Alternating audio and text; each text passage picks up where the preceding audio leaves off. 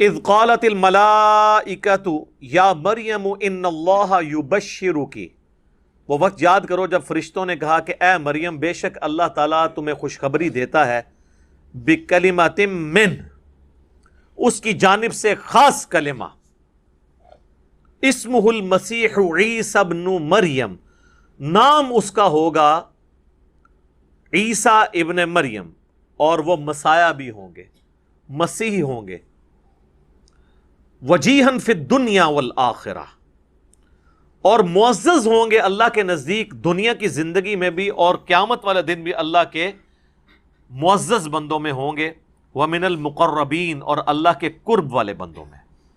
اب یہ بہت بڑی فضیلت سیدہ مریم کے لیے کہ ان کے ہاں جو اولاد پیدا ہونے والی ہے، اور اللہ کا خاص کلمہ کہا کیونکہ سیدہ مریم کی شادی نہیں ہوئی تھی، یہ اب آگے ذکر بھی آ جائے گا، معجزانہ طور پر پیدائش ہوئی۔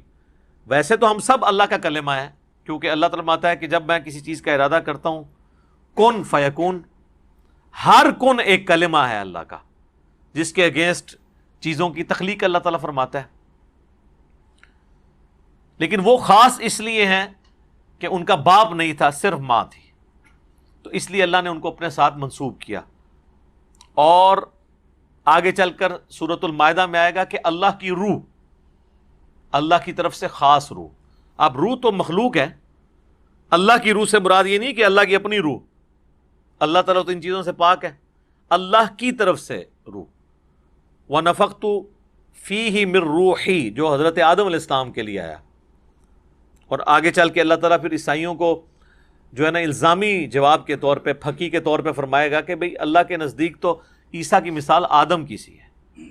اور مزے کی بات ہے کہ کرسچنز حضرت آدم کو تو اللہ کا بیٹا نہیں مانتے، اللہ کا بندہ مانتے ہیں، حالانکہ وہ زیادہ حقدار ہیں کہ انہیں اللہ کا بیٹا کہا جائے، کیونکہ حضرت عیسیٰ کی تو ماں تو پھر بھی تھی، حضرت آدم علیہ السلام کی تو ماں بھی نہیں تھی تو باپ بھی نہیں تھا، تو اگر میتھمیٹیکلی کیلکولیشن کی جائے تو ان کا ویٹیج زیادہ بنتا ہے۔ وَيُكَلِّمُ النَّاسَ فِي الْمَهْدِ وَكَهْلًا، اللہ تعالیٰ ماتا ہے کہ وہ لوگوں سے گفتگو کرے گا ماں کی گود میں بھی، چھوٹی عمر کے اندر بھی، شیرخارگی میں بھی، اور بڑے ہو کر بھی، وَمِنَ الصَّالِحِينَ، اور وہ نیکوکاروں میں سے ہوگا۔ قالت ربی انا یکون لی ولد، تو انہوں نے عرض کی کہ اے اللہ میرے ہاں اولاد کیسے ہو سکتی ہے، وَلَمْ يَمْسَسْنِي بَشَرٌ، جبکہ مجھے کسی مرد نے بطور شوہر چھوا تک نہیں ہے، کیونکہ اللہ تعالیٰ نے دنیا میں ریپروڈکشن کا سلسلہ جو ہے وہ میل اور فیمیل کے ساتھ رکھا ہے، تو اب یہ ان کے لیے سوال تھا کہ بھی مجھے تو کسی نے چھوا نہیں ہے، اور یہ سارے سمٹمز شروع ہو گئے ہیں ایک جو پریگننٹ عورت کو شروع ہوتے ہیں۔ قَالَ كَذَلِكَ اللَّهُ يَخْلُقُ مَا يَشَاءُ، تو فرشتے نے پھر بشارت دی کہ یوں ہی اللہ تعالیٰ چاہتا ہے جو پیدا فرمانا چاہتا ہے، اذا قضا امرا، جب وہ کسی چیز کا ارادہ کر لیتا ہے، فانما یقول له کن فیکون، تو بس اس نے تو یہی کہنا ہوتا ہے کہ ہو جا، تو وہ چیز ہو جاتی ہے۔ اچھا، اس میں یاد رکھیے گا تخلیق کے لیے اللہ نے ٹائم پیریڈ رکھا ہوا ہے۔ کن فن یکون کا مطلب یہ نہیں کہ وہ فوراً ہی ایگزیکیوٹ ہو کے فائنل چیز بن جائے گی، نہیں، بیج آپ بوتے ہیں تو اسے پھلدار درخت بننے کے لیے کچھ سال چاہیے، لیکن بیکٹیریاز کو ریپروڈیوس کرنے کے لیے سیکنڈز چاہیے، اور وائرسز کس طرح سیکنڈز کے بھی کتنے حصے میں ملٹیپلائی ہوتے جاتے ہیں۔ ہاتھی کی جو فیمیل ہے 22 مہینے چاہیے اسے، انسانوں کے کیس میں 9 مہینے ہیں، خرگوش کے کیس میں 1 مہینہ ہے۔ تو اللہ تعالیٰ نے تخلیق کے یہ جو سسٹم بنایا ہے نا، کن فیکون تو اللہ کا فیصلہ ہے، اس کی ایگزیکیوشن میں ٹائم لگتا ہے۔ آم کے درخت کو فروٹ دینے کے لیے 8 سال چاہیے، بونے سے لے کر اینڈ رزلٹ تک، اور کئی پودے ایسے ہیں جو آپ کو 4 یا 5 مہینے میں فروٹ دینا شروع کر دیتے ہیں، ٹماٹر۔ تو یہ اللہ تعالیٰ نے اس کے لیے ٹائم پیریڈ خود جیسا چاہا سیٹ فرمایا۔ وَيُعَلِّمُهُمُ الْكِتَابَ وَالْحِكْمَةَ، اور اللہ تعالیٰ اسے کتاب و حکمت سکھائے گا، یعنی تیرے بیٹے عیسیٰ کو، والتورات والانجیل، اور تورات اور انجیل بھی. تورات ان سے پہلے نازل ہو چکی تھی، اس کا علم بھی دے گا، اور انجیل ان پر نازل ہوگی. ورسولا الی بنی اسرائیل، اور وہ رسول بنا کر بھیجے جائیں گے بنی اسرائیل کی طرف. یعنی وہ پوری انسانیت کے لیے پیغمبر نہیں ہوں گے، بنی اسرائیل کے لیے ہوں گے. اور بنی اسرائیل کے لیے بھی نبی نہیں ہوں گے، رسول ہوں گے. اور رسول کا مطلب یہ ہے کہ جو ان سے ٹکر لے گا نا تو وہی تباہ و برباد ہوگا. اللہ تعالیٰ ان کی اسپیشل پروٹیکشن فرمائے گا. انبیاء تو قتل بھی ہوئے ہیں، شہید بھی ہوئے ہیں، لیکن رسولوں کی اللہ تعالیٰ اسپیشل پروٹیکشن فرماتا ہے. بس رسول الی بنی اسرائیل، اور بیچ میں 25 سال سکپ کر دیے اللہ نے.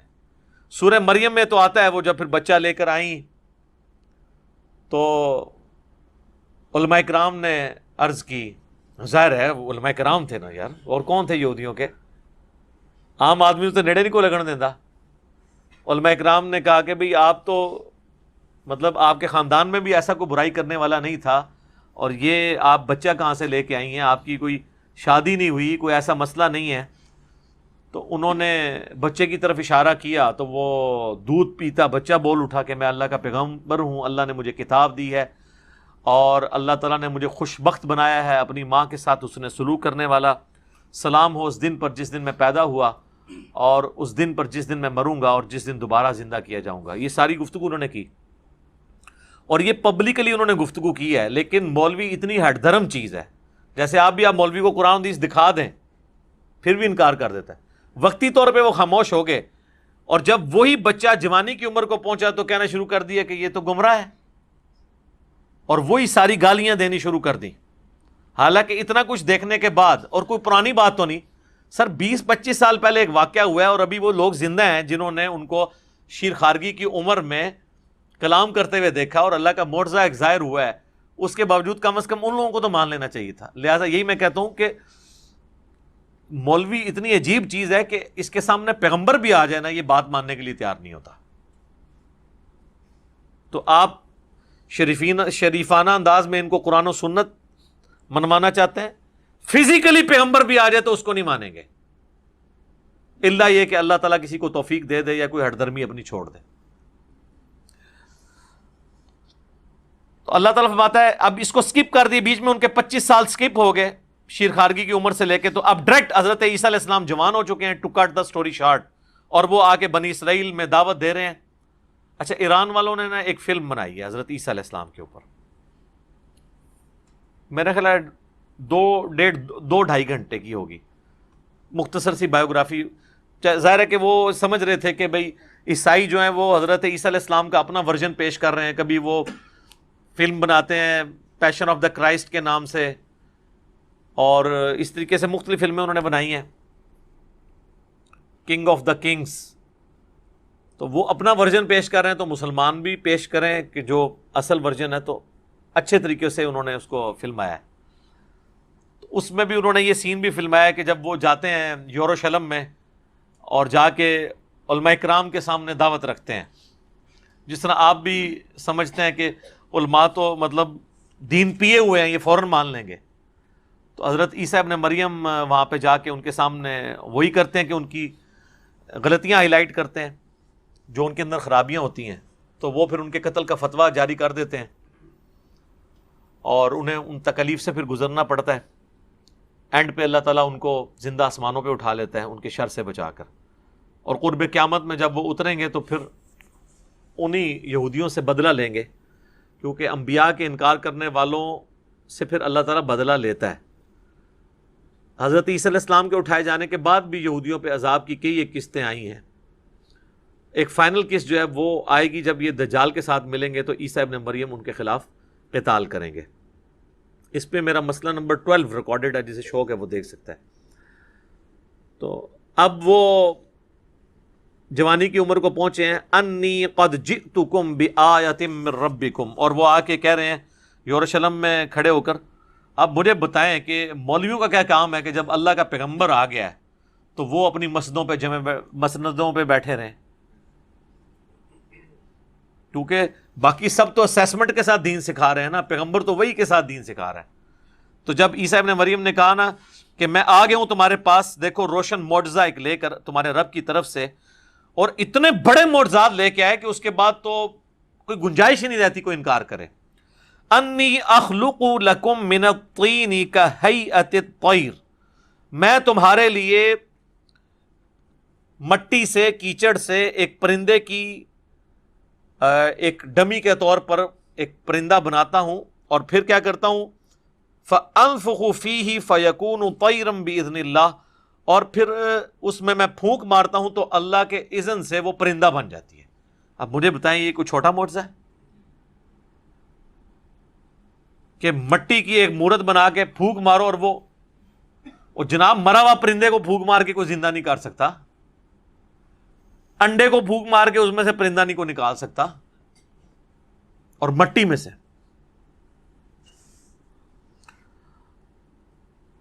وَأُبْرِئُ الْأَكْمَحَ وَالْأَبْرَصَ وَأُحْيِي الْمَوْتَى بِإِذْنِ اللہ. اب 3 معجزات اور ہیں. اور میں تندرست کر دیتا ہوں مادرزاد اندھے کو، اور کوڑی کے جو جذام کے مریض ہیں ان کو بھی شفا دیتا ہوں، اور مردوں کو بھی زندہ کرتا ہوں اللہ کے اذن سے. اچھا، اللہ کے اذن تو امپلائڈ ہی تھا، لیکن آپ دیکھیں سارے معجزات کے ساتھ بھی اذن اللہ آ رہا ہے، تاکہ یہ عقیدہ کلیئر ہو کہ پیغمبر کے اپنے اختیار میں کوئی چیز نہیں ہوتی ہے، اللہ کے اذن سے ہوتی ہے. اور پیغمبروں کا اذن تو ثابت ہے، بابوں کا اذن آپ کو ثابت کرنا پڑے گا. وہ کہتے ہیں جی بابوں کا اذن کہاں سے ثابت کریں، بابے تو قرآن کے بعد آئے ہیں. تو ہم کب کہہ رہے ہیں قرآن میں سے نکالیں؟ ہم کہہ رہے ہیں آپ جو بابوں کے بارے میں کلیم کر رہے ہیں لائیں، کر کے بتائیں، ہمارے سامنے آ جائیں. یہ گھوڑا یہ میدان. میں نے تو بڑا آسان سا فارمولہ دیا ہے کہ میں اپنی میکینیکل انجینئرنگ کا، مشین ڈیزائن کا یا اسٹرینتھ آف مٹیریل کا فارمولہ لکھتا ہوں، کوئی بھی بابا دنیا کا اس کو دیکھ کے پڑھ کے بتا دے. پڑھ کے سمجھنا تو بڑی دور کی بات ہے، وہ تو کہانی ختم کہ لکھیا کیا ہے. اس کو صرف بتا دے کہ لکھا کیا ہے، اس کا مطلب کیا ہے وہ چھوڑ دے. مطلب تو ان کو قرآن کا بھی نہیں پتا ہوتا، تو اس کا بھی نہ ہو تو خیر ہے، لیکن کم از کم پڑھ کے تو بتا دیں. دیکھ کے جو بندہ دل کا حال جان سکتا ہے دیکھ کے تو پڑھ ہی سکتا ہے نا. تو یہ کہتے ہیں نا جی قرآن سے آپ کو حدیث سے کہاں دکھائیں، ہم نے یہی مثالیں پیش کرنی ہے نا. ہم یہ کہہ رہے ہیں کہ یہ تو ڈیفینیٹ چیزیں ہیں، آپ کو جو کلیم کیے ہوئے نا وہ کر کے بتانا پڑے گا. اور اگر آپ نہیں کر کے بتائیں گے تو پھر ظاہر آپ کے دعوے جھوٹے شمار کیے جائیں گے، وہ پریکٹیکلی جھوٹے ثابت بھی ہو چکے ہیں.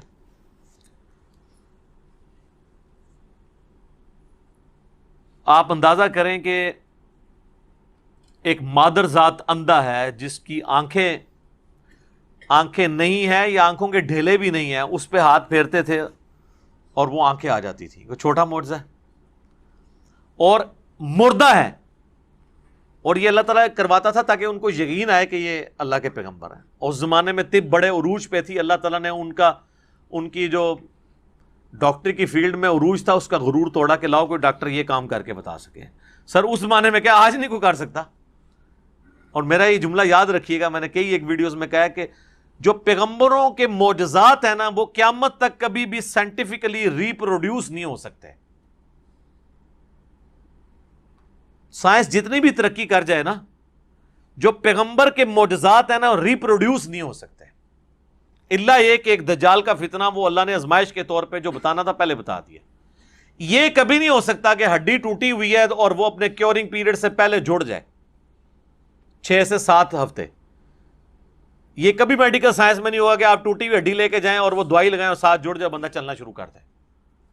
اور صحیح بخاری میں آتا ہے ایک صحابی کی پنڈلی ٹوٹ گئی، نبی علیہ السلام نے ہاتھ پھیرا، اسی وقت ٹھیک ہوگی. اور کہتے ہیں کہ مجھے یاد بھی نہیں تھا پنڈلی کی ہڈی کی تکلیف کتنی ہوتی ہے. یہ ہے معجزہ. یہاں سے بھی کوئی، اور یہ جو مردے زندہ ہوتے تھے یہ نہیں تھے کہ مر گئے تھے تو ان کو نئی زندگی مل جاتی تھی اور پھر وہ چلنا پھرنا شروع کر دیتے. نہیں، کوئی میت ہے اس کے پاس گئے اس کو زندہ کرتے تھے، وہ زندہ ہوتی تھی اور اس سے کہتے تھے کہ بتاؤ میں کون ہوں، تو وہ مردہ کہتا تھا آپ اللہ کے پیغمبر ہیں. پھر وہ دوبارہ مر جاتا تھا. یہ قبر پہ لے کے گئے ہیں اور کوئی مردہ زندہ کیا تو وہ ان کی نبی ہونے کی گواہی دیتا تھا، کیونکہ جو دنیا سے جا چکا وہ دوبارہ واپس نہیں آئے گا. یہ قرآن کا واضح فیصلہ ہے سورہ یاسین کے اندر، سورہ واقعہ کے اندر، کہ جو دنیا سے گیا وہ چلا گیا. تو یہ ایونٹ بھی وقتی ہوتا تھا ایک چیز کو بتانے کے لیے.